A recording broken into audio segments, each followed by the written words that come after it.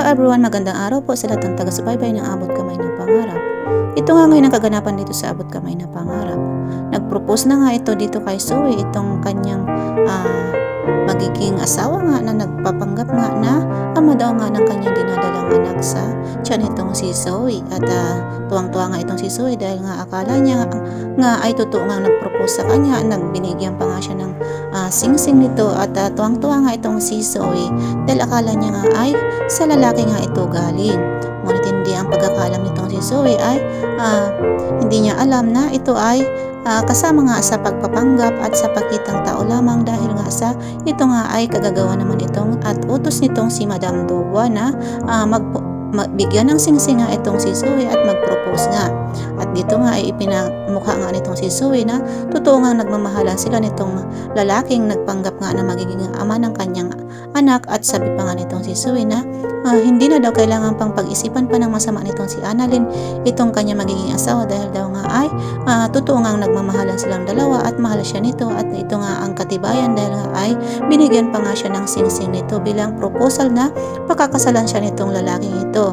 Ano yung pagkakaalaman nitong si Zoe ay totoo nga talagang nag-propose nga sa kanya itong lalaking ito at ito naman nga ay kagagawan nga nitong si Madam Dubois at binayaran lamang itong lalaki para gawin ang mga gustong gawin nga nitong si Madam Dubois para dito sa kay Zoe.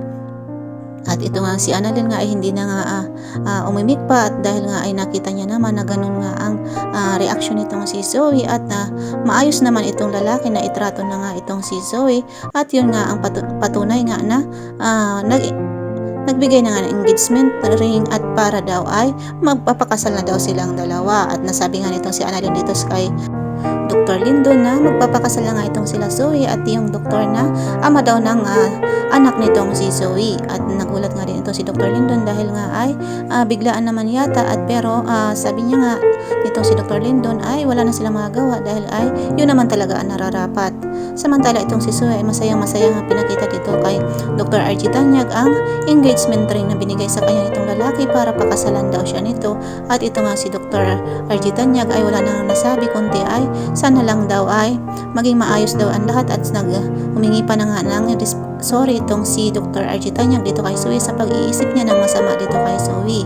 At sabi pa nga nitong si Dr. RG Tanyag na sana daw ay magkaayos din silang dalawa nitong si Annalyn at hindi na magtampuhan.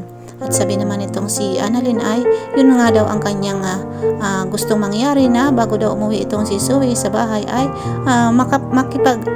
ayos daw siya dito at makausap niya ito. Samantala itong si Dax naman ay nakita nga itong si Zoe at sabi pinuntahan niya ito sa parking lot at sabi niya nga dito ay mag-usap daw sila nitong si Zoe.